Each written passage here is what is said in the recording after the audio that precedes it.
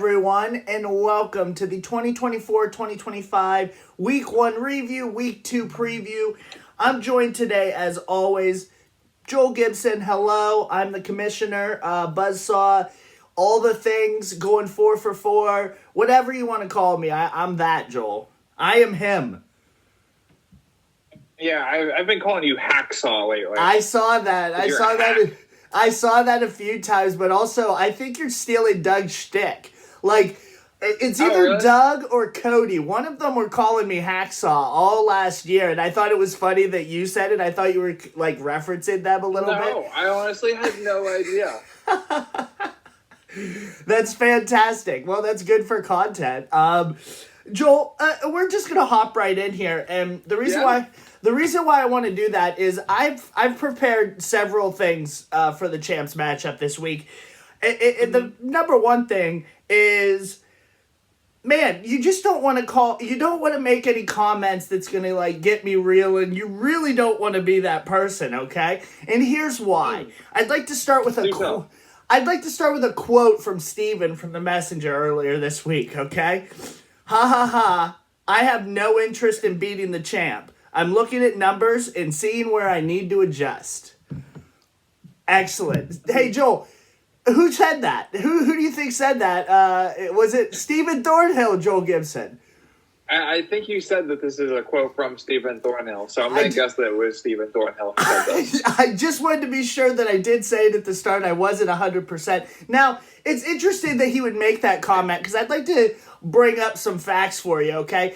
If you have no interest in beating me, you go out this week and you spend $18 on the wire and you're dropping players that you've also added, you're adjusting your lineup. That's all well and good. That's fine. I understand you have no interest in beating me. But I offer this to you, Joel Gibson. He has no chance at beating me. And he hasn't had a chance at beating me in 3 fucking years. And you know what I did today, Joel Gibson? I was in the archives all day long.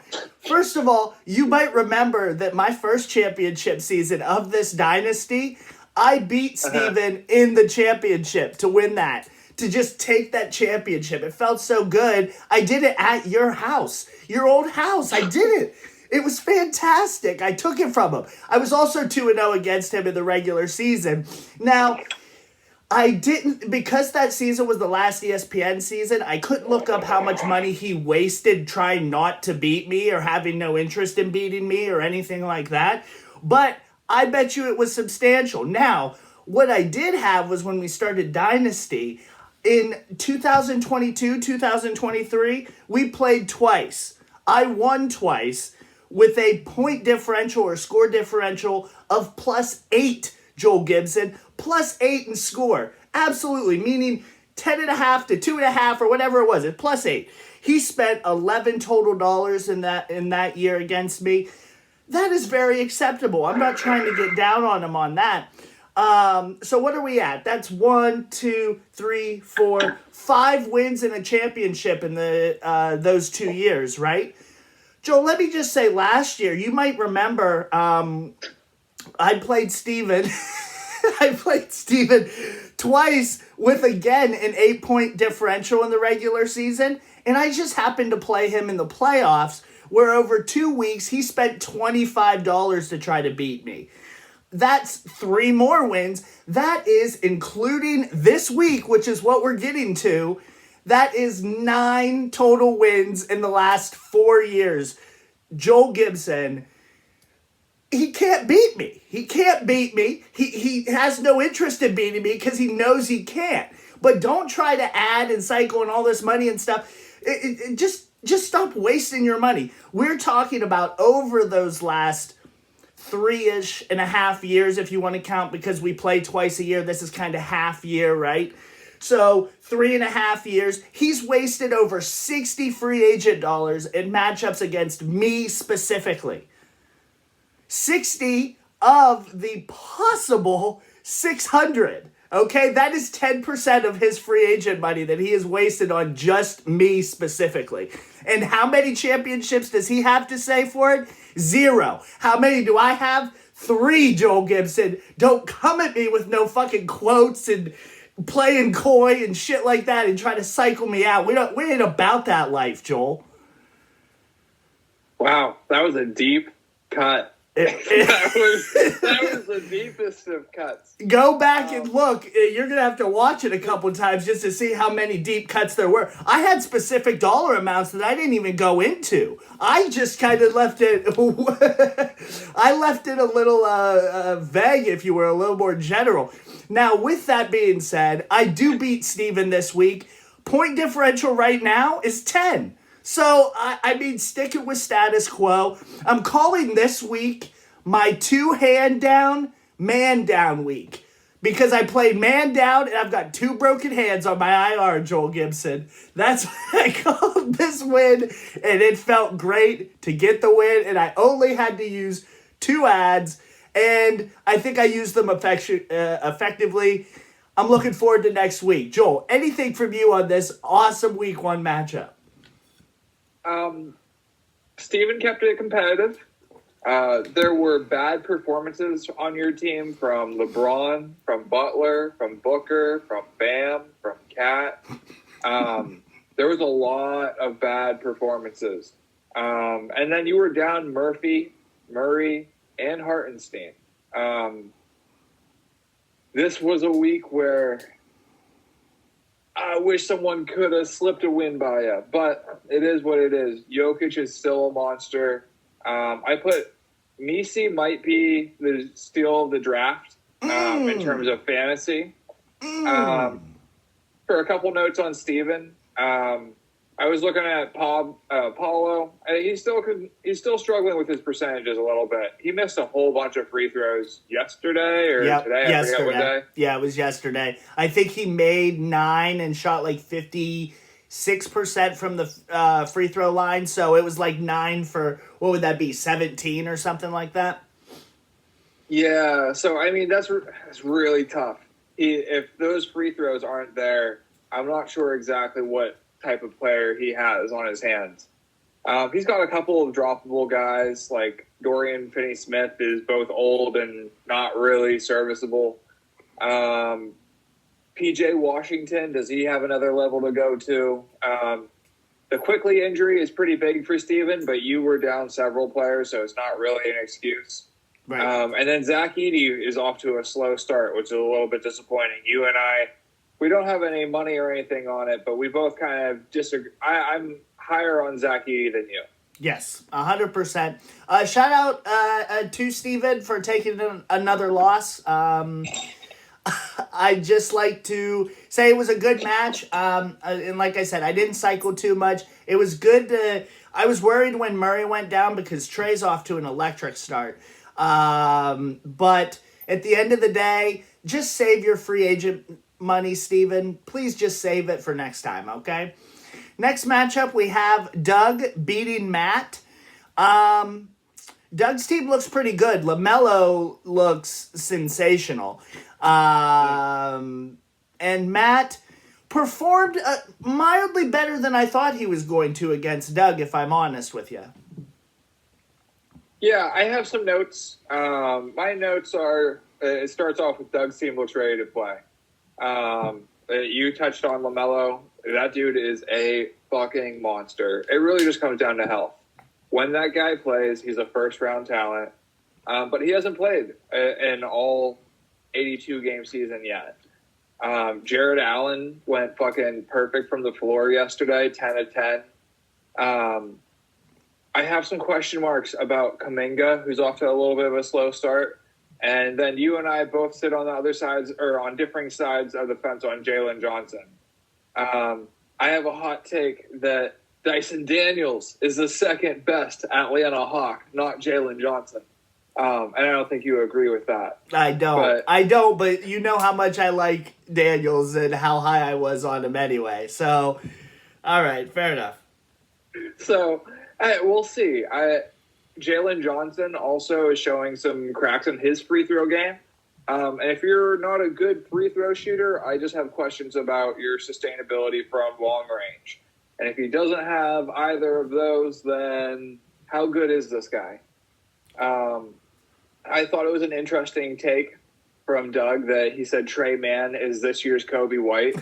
I think from this year on, we're going to be always looking for a Kobe White and a Jalen Johnson just off the wire. It might be like the Kobe White and the Jalen Johnson award that every year that we're just looking for. I don't know if he hit on that, but it's an interesting early take. Mikal Bridges might have a case of the Markelle Fultz. He has kind of a hitch in his shot, and that's kind of scary. Yeah, especially when he was brought in to be a shooter. So that's yeah, he's supposed to be a better player than Dante DiVincenzo, right? And right now, is he? Ooh, well, no. My thoughts on Matt's team: Ja looks great. Lillard looks pretty good, but he was missing PG-13 and Middleton, so that's pretty tough. We'll give Matt a small shout-out, though. Santi Aldama was one of the better pickups of the week while Jaren Jackson Jr. is out. Yep, 100%. That's all I got. Yeah, like I said, not a lot here. I thought Doug was going to win, and like I said, Matt performed better than I thought, even with his injuries. So he's definitely up there. He's a competing team. He is a playoff team for sure. We can at least say that. Doug, he's going to be a top 4 finish, I think, this year. Next matchup, we have Joel's overwhelming win of Cody. Might be the first 0-0 win that we've seen. I'm not 100% sure if anybody has done the 0-0-13. But Joel, please tell us how you pulled off this unbelievable upset, 12-3. I mean, it was unexpected, I'll be honest. I've never really seen such spite. I admire it. I mean, I'm so far away from winning a championship, yet Cody is not far, and he is actively hurting himself in a competitive season to try to damage me down the line when there's so many variables still left at play. I mean, credit to him. I thought it was maybe not the best thought out plan, and I thought it was probably more self-destructive than anything. There's so many things left to be determined in this season, but I'll take the win, I guess. That is the wildest thing I have ever seen in my whole life. I think it hurts Cody far more than it hurts me. I will never forget this happening. I don't even care if you end up drafting Flag. I don't give a fuck, bro. I'm still going to be like 5 years down the road. I'm going to be like, hey, remember when Cody fucking tied you for no reason? I mean, what will be really huge is seeding at the end of this. If Cody has a tied record with somebody and he's the 2 or the 3, like, we're going to look back at this and we're going to wonder, was it worth it? I think that you really hope that happens. I think you really hope that happens. That being said, his team looked pretty good even though they weren't playing. I obviously don't have totals and stuff, but I was still looking, and like Mobley might be a first-round player this year. I don't get it because that's going to add to Tatum and Ant. That is a young, really good nucleus, so we're not even talking about Sengun. If he can get back to anywhere where he was just before the injury last year, he's a force for sure. So I don't have too much to say about it, but he played. The players that didn't play for him still played really well. Yeah, I got some notes. Sohan might be a real guy, which is kind of scary. I don't exactly remember what Cody paid for him, but I don't think it was much in a trade. I feel like he was a throw-in. Westbrook going 2 of 18. Westbrook really, he thought that he was playing for keeps. It didn't matter. Tatum looks like a first-round player again. I mean, I know it's week 1, but he looked incredible. I'm repping the jersey.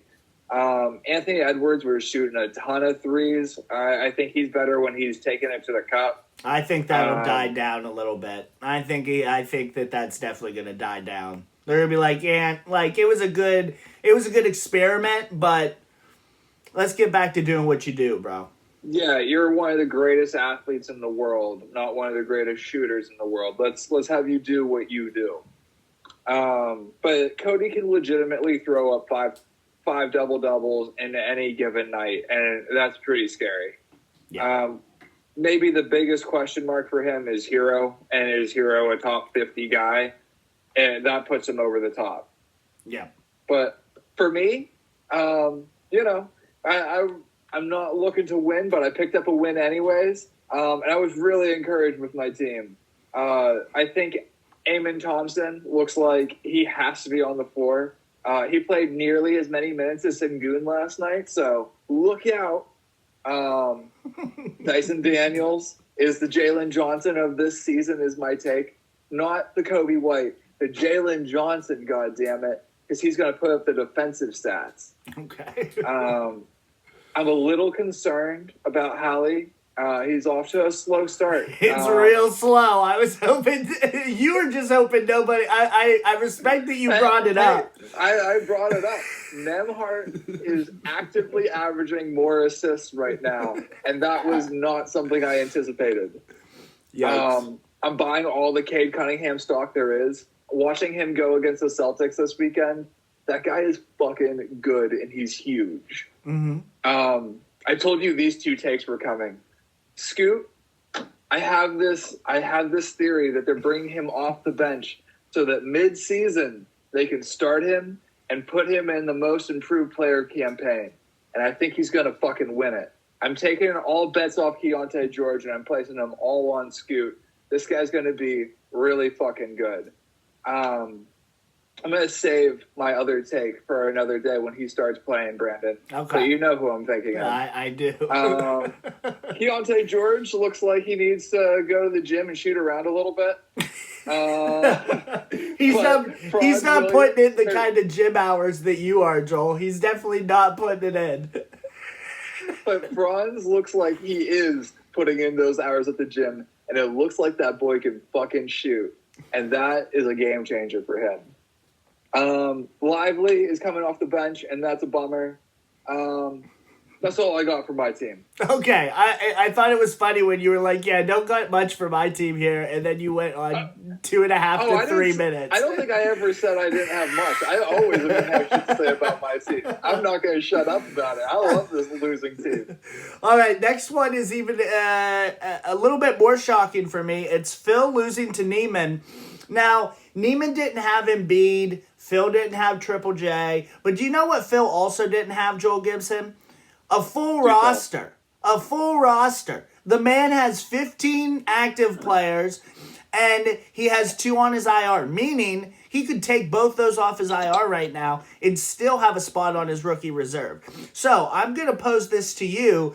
Every week, we're going to do a look-in on Phil's team, and we're going to see how long it takes for him to actually fill out his roster. He could add literally, and when I was looking at the numbers, I was like, how did Neiman murder him?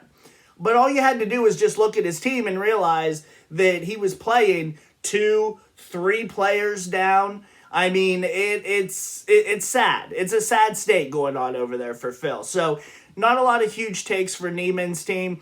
And like I said, I don't really know what to say because, like, Anthony Davis is playing incredible. Luke is playing incredible. Jordan Poole is, for God's sakes, playing pretty well. Like, he has pieces. He could be scary. But again, it's just like effort. You know what I'm saying? It's the same thing I said in the championship. It's the same thing I'm saying week 1 this year. It's just effort. Yeah. It's disappointing because Phil was the number 2 last year. He even gave you a run for your money. Just want to see him have a full team. You don't have to cycle every week. Understand that. Maybe you want to save your money for the playoffs, but you're not going to make the playoffs. You're not even going to beat the bad teams if you don't have a full roster. Right. So he has really good talent. Jamal Murray and Jalen Green can swing at any matchup, really, for better or worse. And Norm Powell looks like he might be he's not a new acquisition, but he was a borderline owned player last year, and now he's a must-have for sure. Turning back the clock, Norm Powell. Yeah. Pow! I mean, that guy is balling. Phil shouldn't be discouraged with how his team is playing. He's down a couple guys with JJJ and Porzingis injured, but he needs to just fill out that lineup a little bit. Yeah. For Neiman, he's down in Embiid, and that sucks. That's his best player, but he still picked up the win. He's lucky he picked up a win without Embiid against almost anybody else. He probably walks away with an L. Yeah, and I think it's gonna be huge because teams like Steven, Neiman, Adam, Matt, towards the end of the season. I mean, those 4 teams are who come to mind when I'm thinking of that 5 to 8 range, where seeding is going to be so huge for them. Not only for like who gets the home team, but who has to play who of the top 4 teams. You know what I mean? It's tough. So getting this early win was very big for Neiman, especially without having Embiid. I also think one of my big takes from this week, Markkanen is not playing at the end of the season. That guy is sitting come like fucking January. That guy is not happy. That guy is gonna fucking bump his head getting out of the shower or something. I think he would much rather be back in the army at this point. You know what I mean? It's like, dude, he looked so bummed to be playing the other day. Oh man, it just sucks. Next matchup is CJ winning versus Kyle. Every take, I feel like every year I have the same take of Kyle's team. He's rebuilding. I don't know what's going on. He could have a completely different roster next week. Is Kyle like? Is he the Detroit Pistons? Is he the Sacramento Kings? No, because the Kings actually have a little bit of success every now and again. I know, right? But they had such a long drought. At some point, Kyle has to have a run. I sure would hope so. Way back when, Kyle did make all the way to the championship of one of our redraft league years. Right. But he lost to yours truly. Oh. Imagine that. But Kyle's team sucks. That's his plan. It's kind of sad. Asar Thompson has no timeline for his return. Yeah. So there's no timeline for when his next air ball is coming. Kevin Porter is still hilarious ad, in my opinion. Looks not good. I thought Sar looked a little rough as well, and I didn't think Kel'el Ware looked ready yet. No, which everybody was kind of saying. And like I even said to you, I would have rather drafted Ware. I should be thanking Kyle, especially. And now I'm not saying anything about long term. I'm specifically saying for production this year, which is what I was after. He just looks really out of place. I thought he did well in the summer league, but yeah. Anyway, CJ's team without Kawhi is just a bunch of old dudes like getting it done. Like I can appreciate it. I'm up there with you, CJ. Let's go. Ben Simmons is alive. Ben Simmons is alive. It's alive. Yeah, I mean, I'm actively invested in that not working out because I traded Ben Simmons for, I think, this CJ pick. Yeah. So I'm actively invested in watching Ben Simmons, slip on a banana peel or whatever it takes to get this guy the fuck out of there. I just wonder if he's going to take a hard fall on his back and it's just over. You know what I mean? Just one hard fall, and I'm deeply concerned that it's just, we're all done. It's very possible. Harden has a huge workload. He might be too old for it, but he's got a huge workload. I don't know how long Robert Williams can stay on CJ's roster. That guy is already injured somehow. Jaden Ivey looks really good. Aaron Gordon looks really bad. And Buddy Hield is on absolute fire. Yeah. Those are my CJ notes. Yep. Last matchup is Jake at Adam. Now, Joel, I think this was the only one that we disagreed on last week. And I turned out to be right. No surprise. Adam wins this one. Foxes looked pretty good. Greeks looked good. It's just the same old Levine. Sabonis as well. He has Sabonis, yes? Or no, Neiman has Sabonis. I was getting Neiman and Adam reversed in my head, who has who for some reason. Well, he has Fox, so you're thinking of another, one of the big Kings players. Yeah. But Bogdanovich is injured. Yeah, he is. That's a tough one for Adam. Let's see. I thought Jordan Hawkins was a really good ad by him. Mm-hmm. He's been putting on his best Cam Thomas performance, who's also been pretty good. Yeah. I have a genuine question for you that I've been saving for this moment. Okay. All right.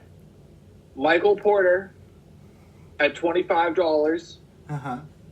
Or the Paw, Patrick Williams at $5. Who would you rather have? Are we saying just scoring or just overall? At those price points in our league right now, if they were they're in a man, 25 a is so much for a fucking, oh man. Now I'm not gonna say it. I don't. Man, it's tough. I'm still taking Michael Porter Jr. because I'm sticking to my guns. God damn it, give him to me. You're going to change your mind by end of season. Yeah, you think so. One day you'll change your mind about Patrick Williams. On Jake's side, I think Jake could have won this matchup if he'd have cycled.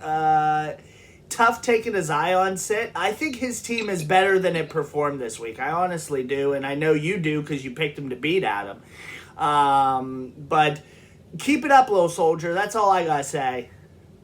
Yeah, I mean, Zion shot 30% and missed a game. Gabe Vincent can go. He doesn't have to stay. He doesn't have to John stay. Collins could probably go as well.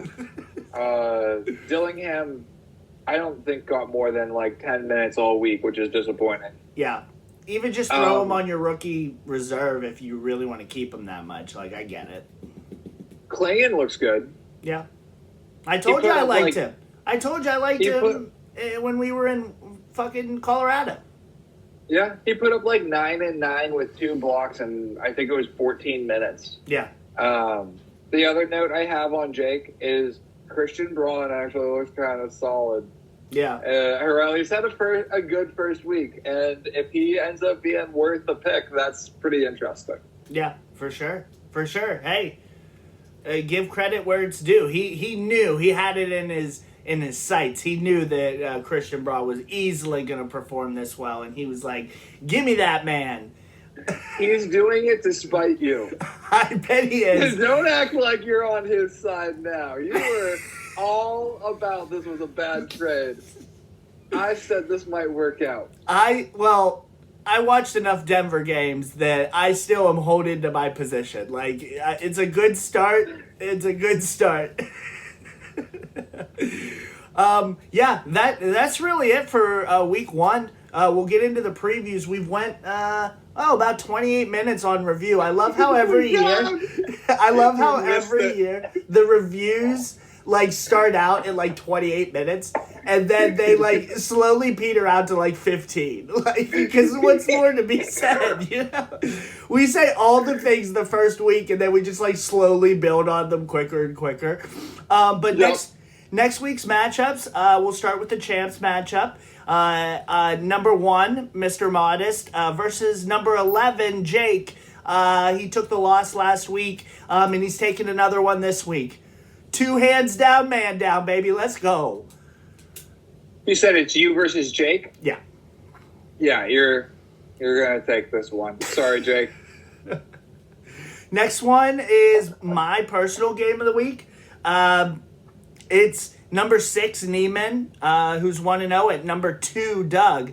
Doug moves from 4 to 2 in my power rankings. Obviously, he won. He was one of the top 4s, that did, or one of the 2 top 4s that did win, so he moves to number 2. And then Neiman, I have moving from 9 to 6. He had to move up a little bit. I think he was the biggest mover here. Taking that win over Phil is huge, especially in the East. I think Doug gets it done here, though. I think Doug gets it done as well. Tyrese Maxey threw up 40 burger today. And that's going to, as long as Embiid is out, it's going to actively help Maxey, which just sways this matchup in a pretty detrimental way to Neiman. Yep. Next matchup is number 4, Cody. He moves down from 3 to 4. I still could not move him down any further based on what his team was actually performing if he'd have played them. He's 0-1 versus Matt, who is also 0-1. I have Matt going from 6 to 7. He lost, so naturally he moves down at least a little bit. I think Cody is going to play his players this week, and I think Cody is going to win this week. Yeah, I think Cody is going to win as well. His team was pretty impressive this week. Like I said, there was one night where I think he threw up 5 double-doubles all at once. I'm a little concerned that maybe Damian Lillard isn't going to hit those prior peaks. And no Paul George, no Chris Middleton. It's just too few guns to take on Cody right now. Yep. Next matchup is Adam, who I have at 8. The only team to win that I actually moved down in the rankings, I had, and he's playing CJ. They're both 1-0. I think CJ wins this matchup, which is kind of why Adam kind of worked out to be moving down only by 1 spot, 7 to 8. But still, I couldn't move Cody down. I couldn't move Matt down because his team performed well. Matt's team would have beat Adam. So I couldn't believe it, but I had to move an actual losing team down a spot in my power rankings. Only team that happened to. So who's your pick? My pick's CJ. This might be one of the more interesting this is probably the most interesting matchup of the week, I would guess. Other than Doug Neiman. It's close. These 3 middle ones all have a little bit of interest. Neiman, Doug, Cody, Matt, Adam, CJ. But again, it's the same thing as every year where we talk about CJ being high, we talk Adam a little low. It's like a tale as old as time at this point. So I'm going to pick Adam because he's a little bit healthier than CJ at this time. Interesting. One we disagree on again. Let's see what happens. Next matchup is Phil at Joel. Joel, could you imagine if Phil did it to you again? What if Phil doesn't pay attention to fill out his roster and he just decides this is the week that he is going to completely wipe his whole roster? It'd be insane.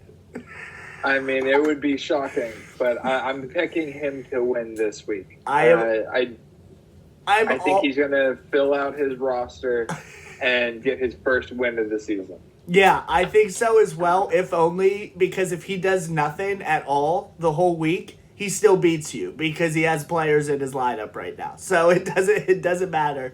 Last matchup is Kyle at Steven. Now, Steven, I had 8 last week. He took a beat down from Mr. Modest, so he moved down to number 9. And then Kyle, I have at 12. Joel, I had you at 10, by the way, and Phil at 5. I had to put you at 10 because you actually got a win. Like, I can't put you below Jake and Kyle, who both didn't win. Like, you did win. You did win. So I did. Kyle is 12, like I said, at number 9, Steven. Kyle's team is not very good. Steven's team is competitive. I'm picking Steven. And Steven's not afraid to spend on the wire. Going to win. Yeah, Steven's not afraid to spend on the wire if necessary. All right. Anything else, Joel? I'm just holding up the trophy to remind you that I still have it. Another week in the books. It feels great to be back. Feels so good to be back. I love the messenger. I love everybody active. Even if you're just like putting bullshit YouTube videos up about players, like it's fine. And then last thing I want to say is shout out to Dwayne Wade. Got his statue. My favorite player of all time. It does look a little weird, but I have to rep it. Okay, I have to say that it looks fantastic. I have no choice. I mean, it does look like the man is mid-sneeze or mid-shit, but... I thought shit when I first saw it, and then you said sneeze, I was like, well, that's better. That's better. Yeah, we look a little bit more family-friendly for the messenger. Yeah, because we're so family-friendly.